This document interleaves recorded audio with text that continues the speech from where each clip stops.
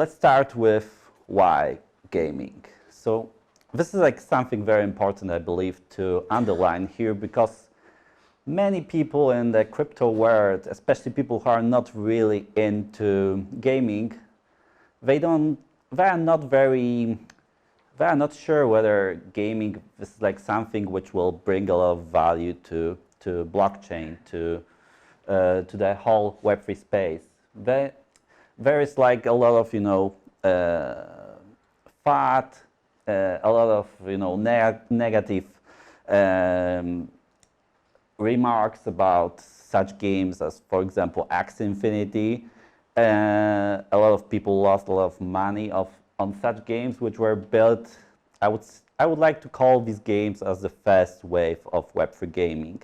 These were like pretty much games which were not really into providing a very enjoyable gaming experience, mostly to provide just some kind of financial remuneration for players for playing the games, basically.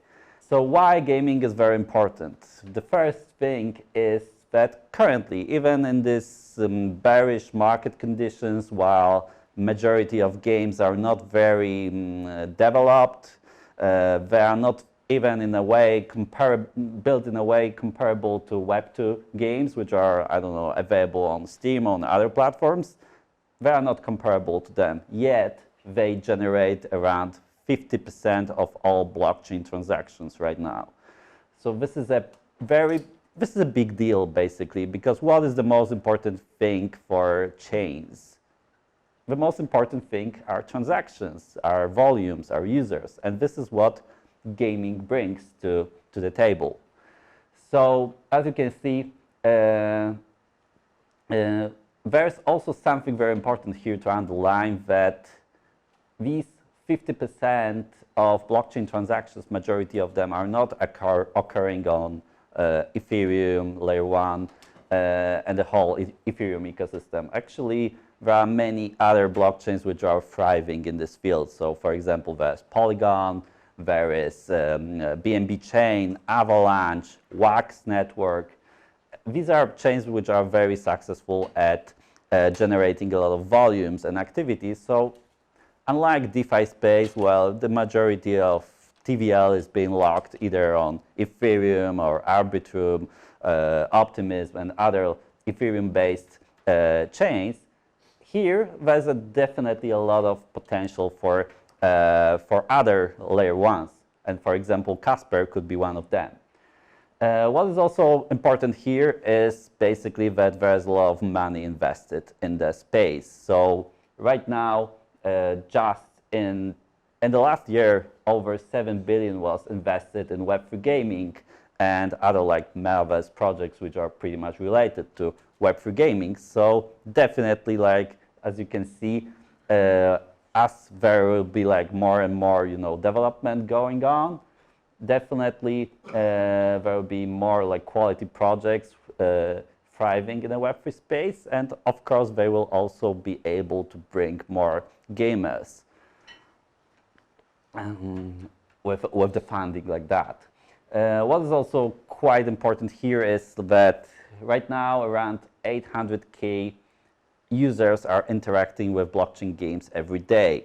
So as you probably can refer to that, like maybe you might think that 800K is not that much, but it's actually a lot when it comes to the blockchain space, where the most active chains like Tron Network, BNB Chain, they get like 1 million, 2 billion active users daily.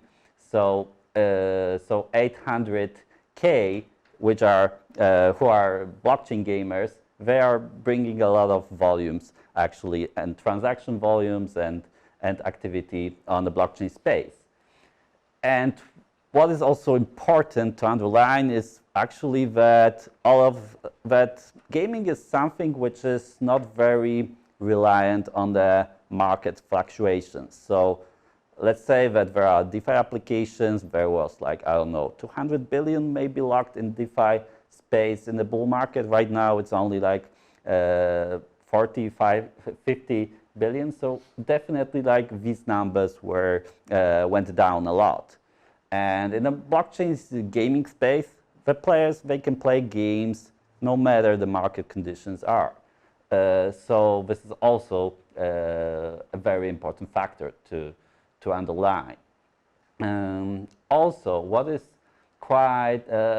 also worth mentioning is that there's also, like as you can see, like maybe we have like 800K daily players in the Web3 space. There are maybe in total a couple of million of players, but this is like still not a lot in comparison to Web2 space, where there are billions actually of players. So it is expected that by 2027, this number will reach over 3 billion players of Web2 games. So this is like, a huge portion of the total population of the world are actually players.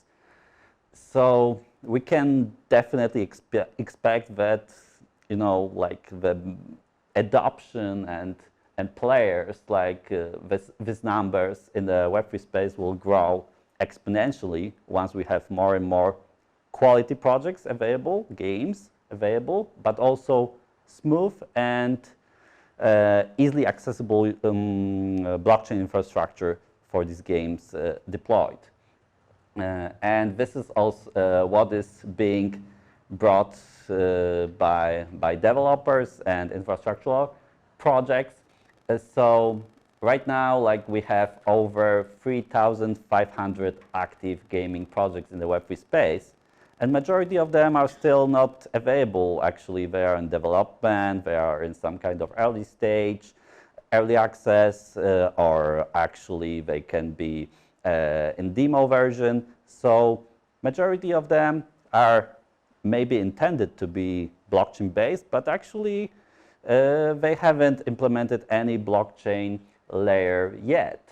So there's a lot of potential to actually onboard them on different blockchains, and definitely I believe like within next years there'll be a lot of blockchain networks already they are being deployed, which will be competing for these developers. But what are the challenges currently in the space? Because we've seen these numbers, they are pretty much impressive, but still there are a lot of challenges to build blockchain games, and there's a lot of to be done here basically. And this is something that we are here helping with GameSwift. We believe also that Casper network is a very promising, I would say, network for onboarding games. So as you can see, that one of the biggest challenges in the Web3 space for games is a lack of scalability and customizability of blockchain networks. So many of them are slow, transaction fees are high, there's not enough scaling being provided for games, and games generate a lot of transactions, volumes. People need to interact smoothly. They don't want to basically interact with networks which are congested all the time or something like that. So Casper is a great layer 1 because it has a high throughput. So this is one of the very important factors for the games. Another important factor is that it's modular and highly customizable. So the games itself can decide whether they might decide to build, I don't know, some kind of layer 1s, forks, or layer 2s on top of Casper network and deploy them for their own purposes. So this is something which, especially with the further scaling provided by, I don't know, like ZK proofs or something which is being worked out also in the Casper network, we believe that will also create a huge potential there. Another important factor, and this is like something maybe not very, I would say, being marketed and very maybe popular in the space, especially among die-hard DeFi users, Ethereum, OGs, Maxis, etc. That the smart contracts, NFTs are upgradable, and this is like something which is necessary basically in the blockchain gaming space, I believe. That they need to, like games, they need to be flexible. A lot of changes, adjustments are being required for the games to process all of these transactions and game economy smoothly. So we believe like this is like something which also creates a good potential and brings value actually for games. And another problem, another challenge which is being tackled in the Web3 space is a very poor UX, UI of Web3. The apps, like basically, especially players who are Web2 based, they don't want to like create their own wallets, save seed phrases, bother like with stuff which is like pretty much very complicated, authenticate all of these transactions. This is like something like which is horrible for players. So I believe like and this is like basically where GameSwift comes. So we want like our ID and building wallet solution enables to process all of these transactions underneath, and this is a very important like milestone which will provide a smooth user experience for players, especially to interact with blockchain games. So they will be able just to easily log in with their Google account, Apple ID, Facebook, and the wallet will be created automatically for them. So of course, if you are a very knowledgeable person who already knows all of the benefits which self-custodied wallet brings, then probably you might also decide to connect your own MetaMask wallet, and you are free to do it with us. But still, if you are a Web2 gamer who are not really convinced whether to create your own wallet, to top up the account with different, gas fee tokens on different networks, because games are being developed on different networks, and bridge them over, then definitely this solution is something you should consider. And another thing which brings this user experience to the fullest, brings it more, makes it more accessible for players is our platform. So our platform is a sort of, I would say, Steam-like platform, one-stop solution. You can easily log in using this built-in wallet. You can launch the game, decide which game is basically attractive for you or not, interact with other players, and you have just one place to do it. You can also decide to swap your tokens, to bridge them over to other chains, to swap different, gaming assets, NFTs from one game to another, just in one place. And this is like something very important for the blockchain space, that the platform itself must be built in a way which resembles Web2 gaming world, Web2 gaming platforms such as Steam, such as Epic Game Store, and this is what we are doing at GameSwift. Another important challenge and potential solution is lack of unified, comprehensive blockchain SDKs for game developers. So game developers, they don't want to worry with all of these integrations. There are a lot of different stuff to be integrated. They don't want to use one wallet here, use the launcher from the other provider. They want to have everything out of the box provided. Probably by one provider might be the best choice for them to do it. So, and this is also what we are doing for the games, that we provide like smooth integration with our SDKs, whether the game is built on top of Unity or Unreal Engine. They can use our solutions. It takes only a couple of hours for the game to be integrated, and it's done. So also this factor is very important for developers because we have tackled these challenges, which are mainly, I would say, based user focused and centered, but there are also challenges for developers and gaming developers that blockchain know-how, blockchain developers, they require additional resources, so we can basically bypass it with our solutions and make it easier for developers. And another thing, another challenge, which is some kind of, I would say, PR related, is the bad press of NFTs and blockchain among Web2 gamers. So there are a lot of scams in the Web3 space. Let's say that you are a Web2 gamer, you want to access some Web3 game, you might probably use some kind of platform as Twitter, X, or Discord, and it's highly probable that actually you will be accessing not a legit version of the game, some kind of scammy version. Your money will be drained, and then you don't want to play any blockchain games anymore.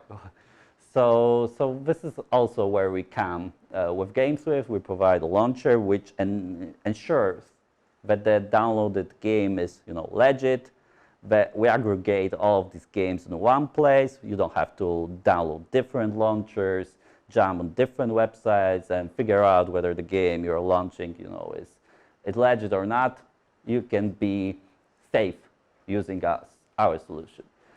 And another problem among in the perception of gamers, especially Web2 gamers, of the Web3 space is the proof of work consensus, which basically there's a lot of I would say bad press among Web2 gamers being released that there is that Bitcoin miners are responsible for rising prices of graphic cards, which are actually essential part of any device which and any basically I would say computer owned by player, right?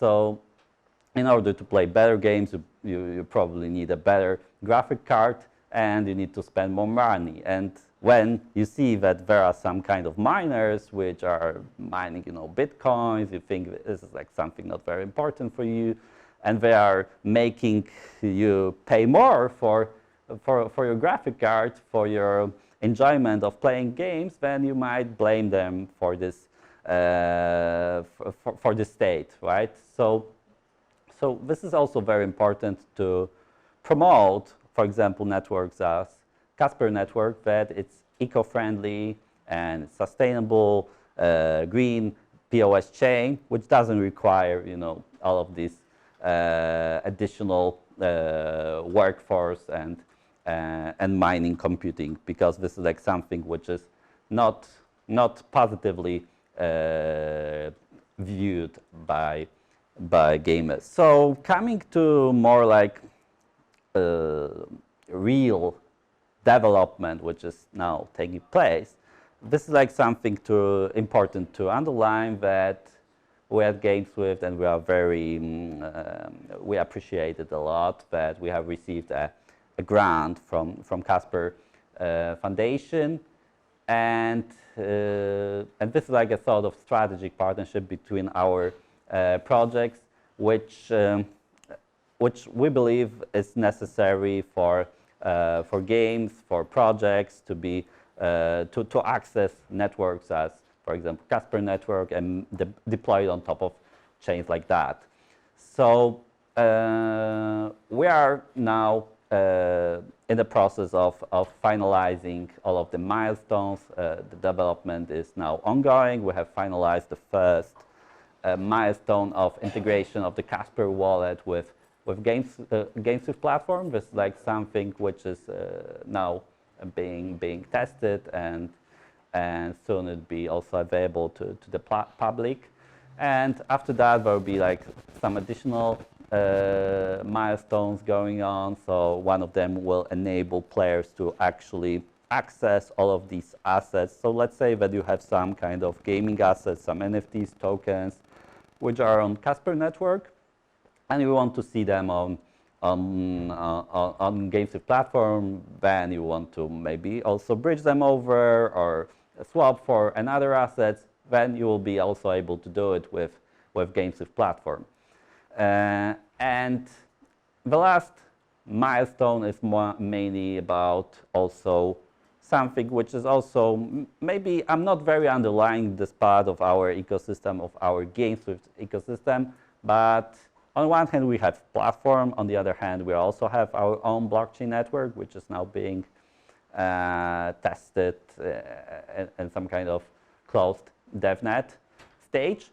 And we also, like, we don't require our partners, we have like a handful of partners, games, like around 100 games currently being partnered with GameSwift, but we don't require them to necessarily deploy on top of our chain. Actually, we want them to use our infrastructure, our platform, to make this, to convert basically more players into games and vice versa.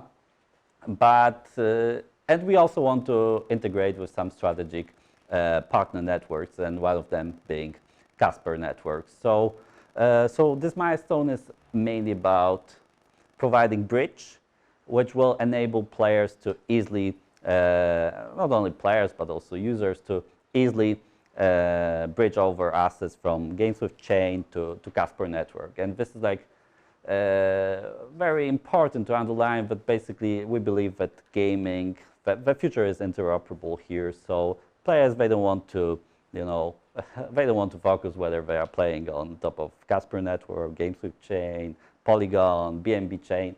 They want to just play, enjoy the games, and we want to make this user experience very smooth.